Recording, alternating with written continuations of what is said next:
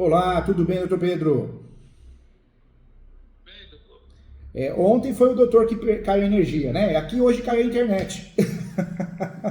Isso acontece. Eu acho que tem a ver, a população aumentou muito, né? A natureza não está sendo cuidada, então o clima está mudando. Eu acho que tudo isso está afetando tudo e todos, né? Isso mesmo.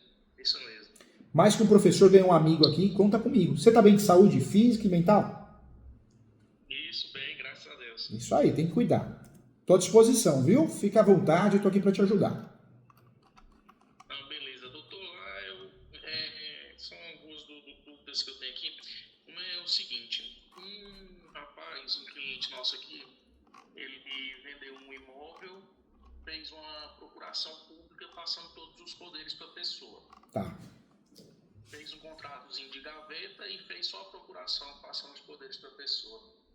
E aí passou um mês, dois, a pessoa começou a não honrar os compromissos. Ele foi lá, revogou a procuração pública Revogou a no procuração pública cartório. no cartório. E a posse já estava com essa pessoa, doutor? A posse já estava Já com estava ela. com. A posse já estava com ela. No que ele revogou, o meu cliente foi, mandou mensagem para ele, ligou para ele: olha, Paulo, já revoguei a procuração lá. O cara não deu bola, simplesmente. Aí passou um mês que ele revogou a procuração, o cara foi vender o imóvel para um terceiro já. E lavrou a escritura de compra e venda Nossa. certinho. O cartório não se atentou e fez a escritura de compra e venda do imóvel e fez até como à vista o pagamento. E fez a transferência após a revogação, né? Após a Após a revogação, revogação. após a revogação. Tá. Após a revogação. E na escritura pública foi feita pela. Quem assinou foi o cara que tinha procuração, já tinha perdido os direitos. Aí o que nós estamos. O que o cliente quer e o que nós pretendemos fazer? O meu cliente quer receber. Só que esse cara, ele está faltando pagar mais ou menos uns 100 mil reais para o meu cliente. Tá. Esse cara, ele é muito. O que o meu cliente vendeu, ele é muito malandro. Já tá dando cano lá em muitas pessoas na cidade. É um cara que está acostumado a fazer isso, né? Compra ali, não paga aqui. Ele vai pagando quem cobra, quem ameaça, né? Picareta tá cheio, né? Tá cheio. Sim, sim. Ele é o cara que compra o imóvel e paga só a entrada. É. Aí, o que o meu cliente quer? Ele quer receber ou pegar o imóvel de volta. E fazer o que for possível para prejudicar também o cartório, porque o maior erro ele acredita que tenha sido o cartório. Que ação que nós podemos fazer, doutor, nesse caso? Nesse caso, o doutor tem que fazer uma ação declaratória de nulidade com reintegração de posse. Por que nulidade? Porque foi feita a transferência do imóvel a partir de uma procuração revogada. Então, por isso cabe, né, nessa situação, a tese da simulação. Foi feita uma simulação que ele tinha poderes, mas não tinha. Né? Então, a tese nossa é a simulação. Por isso, o nome da ação é Ação Declaratória de Nulidade cumulada com reintegração de posse. Essa é a ação adequada para esse caso, viu, doutor? Entendi, doutor. E aí, tem que intimar todo mundo nesse processo, né? Tem. Tanto o cartório Tem. quanto os terceiros. Nesse tipo de ação, tem que jogar quem comprou dele, né, o eventual comprador, o novo comprador, né, que de fato aparece hoje na escritura, e o cartório. E essa nulidade, você vai pedir a nulidade do registro. Não pode esquecer que lá no pedido, essa ação vai ficar assim: endereçamento varacível. Não é por dependência. Qualificação do nosso cliente, se for casado, prevalece a qualificação litisconsórcio necessário. Nome da peça, ação declaratória de nulidade de negócio jurídico, ação declaratória de nulidade de negócio jurídico, cumulada com reintegração de posse. Contra em face vai ser dele, o comprador, eventual comprador, e esse novo proprietário que consta na matrícula. O cartório não jogaria não, porque se jogar o cartório pode mexer com a competência da ação, então não jogaria o cartório não. Nessa ação, eu abriria a preliminar, justa gratuita, se for o caso, prioridade processual, se for o caso, do pré-questionamento, que é um caso notório de nulidade jurídica, que caso não ocorra a nulidade, fica pré-questionado desde já, porque o doutor vai fazer o que nessa ação? Já vai pré-questionar na exordial. O doutor já vai dar uma carteirada no bom sentido, falar, ó, se não julgar bem, lê direito essa ação, juíza, eu vou recorrer até Brasília. Então leia direito, faça o serviço de direito, no bom sentido, né? O doutor já vai pré-questionar em preliminar, antes dos fatos, do pré-questionamento.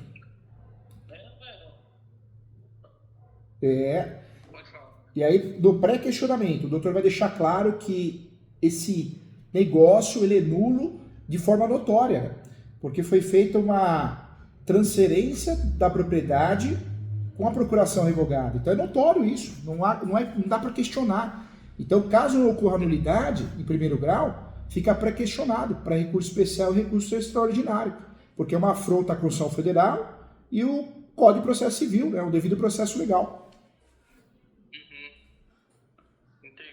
Aí nos fatos o doutor vai bater no quê? Justamente nessa procuração, na falta de pagamento, na simulação.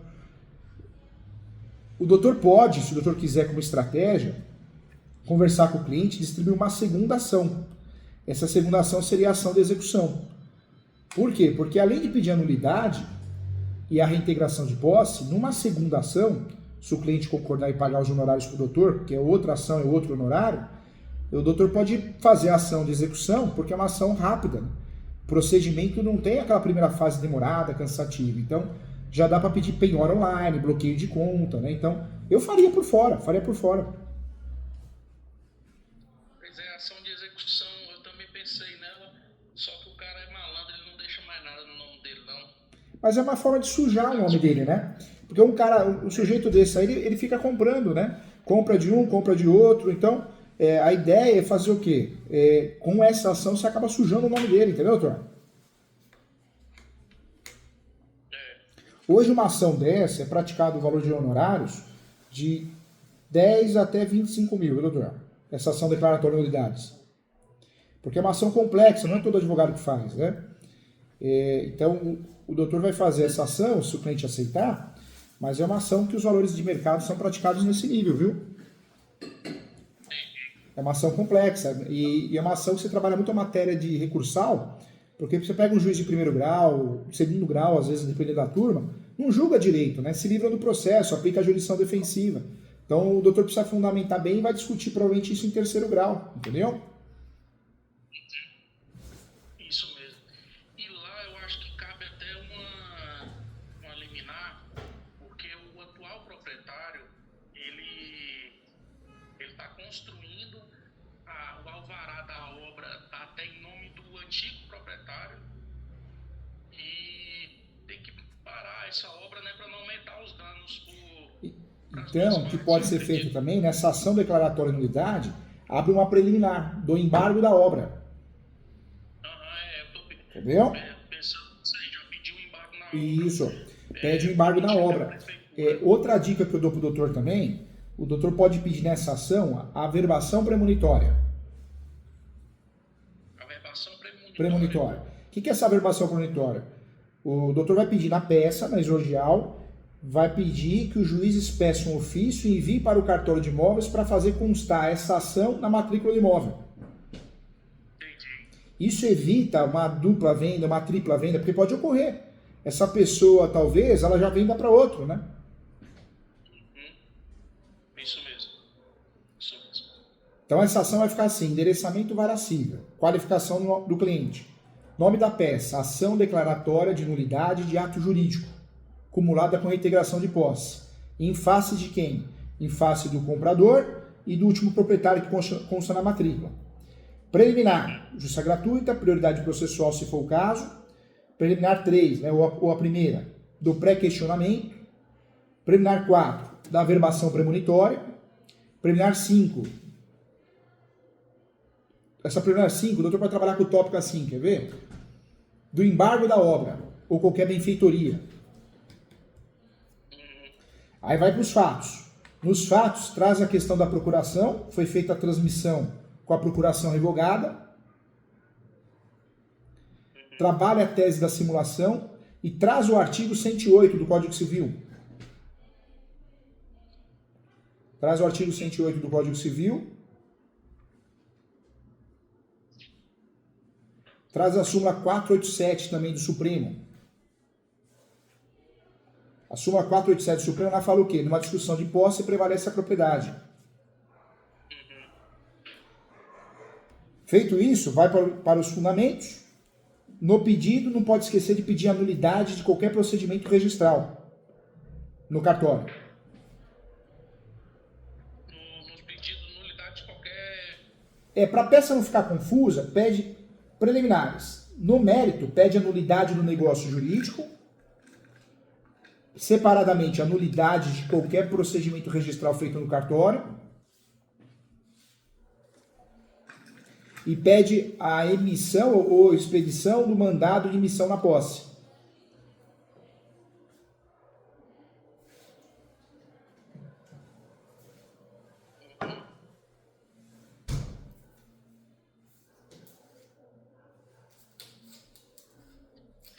E também o cancelamento do registro, né? Na verdade, é nulidade. Porque o princípio da continuidade, quando a gente registra na matrícula, a gente não consegue cancelar. Então vai ter que fazer o quê? A nulidade. Nulidade do registro. Nulidade do registro. Beleza. O valor da causa dessa ação é o valor do negócio, viu?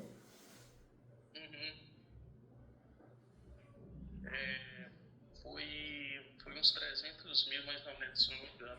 Vai ser o valor da causa. E aí o doutor vai ter que recolher taxa judiciária se não tiver justiça gratuita. Aí no estado que o doutor está, o doutor está falando de que estado? No Pará, essa ação. No Pará, essa ação, né? Então aí o valor da causa hoje está 2%, né, doutor? Se não me engano, doutor, 2%.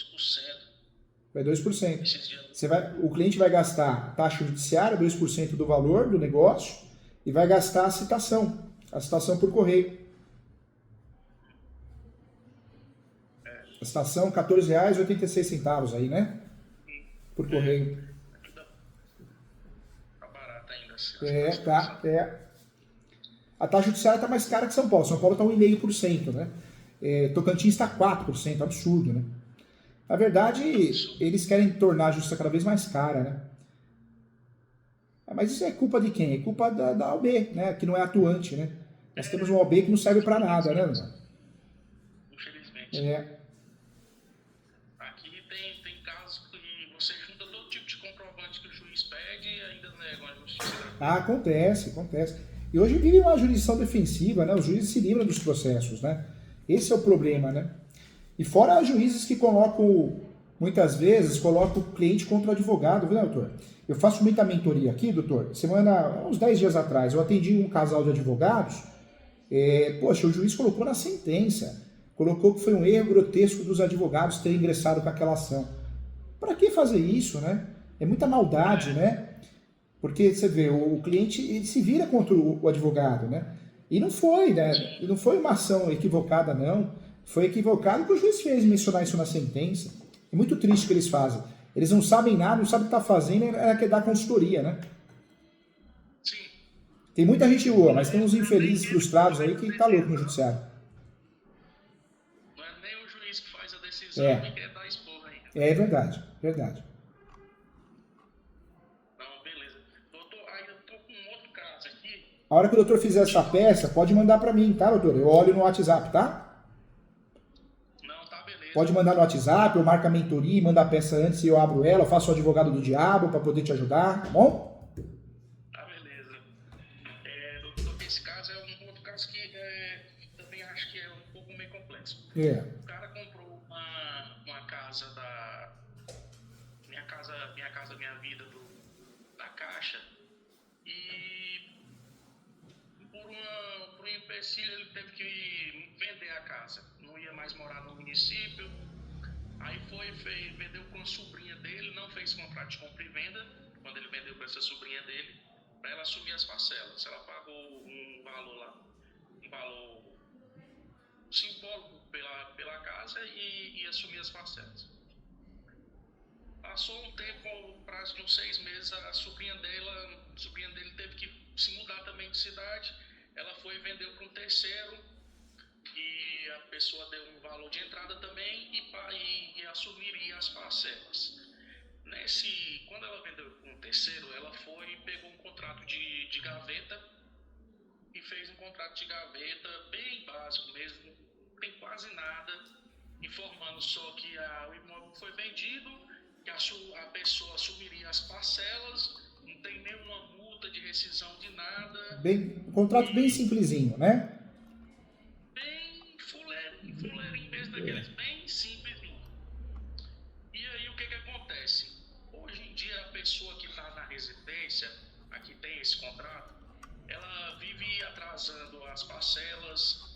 E esse rapaz que a casa está no nome dele de fato, né, que tem a escritura pública, ele quer desmanchar esse contrato, ele quer reaver a casa, já fomos atrás dessa pessoa e ela não tem acordo, não quer desmanchar, não quer desfazer, só que vive atrasando as parcelas. O nome dessa pessoa está negativado, até o cartão de crédito dele reduziu o valor e nós queremos tentar estar com a anulação também dessa venda. Será que via a possibilidade também? Nesse caso, doutor, eu não faria anulação, não. Eu faria a rescisão, hein? Diferente do primeiro caso, esse segundo caso, o nome da ação correta é ação de rescisão de contrato. Ação de rescisão de contrato por falta de pontualidade.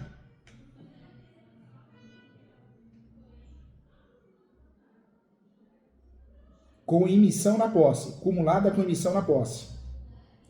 No primeiro caso, nós temos uma nulidade porque existe de fato uma simulação e um erro registral. No segundo caso, nós temos um vício de consentimento. Nessa situação, esse vício de consentimento está atrelado à falta de pagamento pontual. Então, nos remete para a ação de rescisão. Então, o primeiro caso ficaríamos sim com a ação nulidade perfeita, diante do contexto. Já no segundo caso seria a rescisão do contrato mesmo, porque o X da questão é a falta de pagamento com pontualidade. E aí pagar o que ele já recebeu para casa, né? Por exemplo, ela deu uma entrada lá de 70 mil, se não me engano. Ele devolveria esse dinheiro e as parcelas que ela pagou poderia pedir como se fosse um aluguel. Poderia.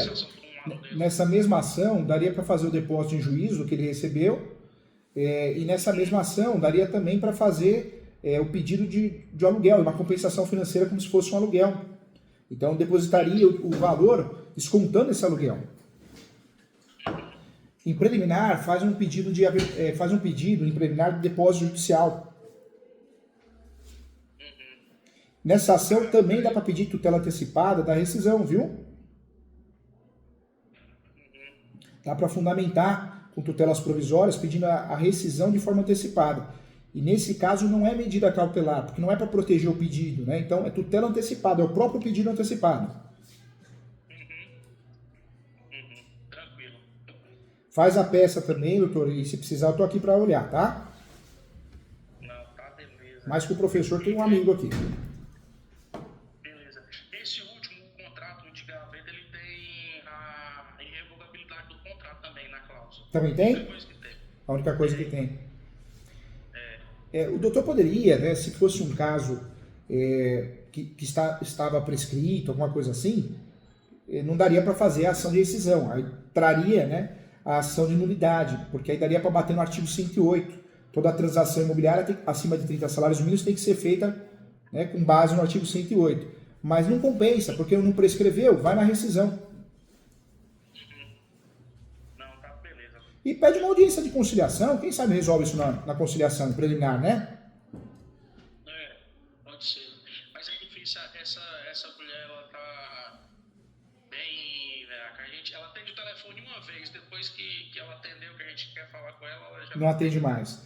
A precificação dessa ação, doutor, ela custa em média aí 10 até 15 mil, viu? Hoje, um pedido de tutela antecipada, você tem um adicional na ação de 10 a 20%. Não, tá É importante a gente conversar sobre isso, porque quando a gente cobra mal, né, cobra muito abaixo do mercado, o que a gente não faz. Se cobra muito acima, o que a gente não faz. Então, é importante ter essa noção, né? Não, sim, é importante demais. Importante demais, ainda mais com um cara especialista como você. Bom demais. Né, a intenção é te ajudar, te proteger, viu? Uhum. Não, tá beleza então, doutor. Era essas as dúvidas e muito obrigado aí pelos Eu que agradeço. Fica com Deus, qualquer coisa eu tô aqui, tá bom? Tá beleza, muito obrigado. Tchau, fica com Deus, doutor. Um abraço. Aguardo as peças, hein? Tchau, tchau.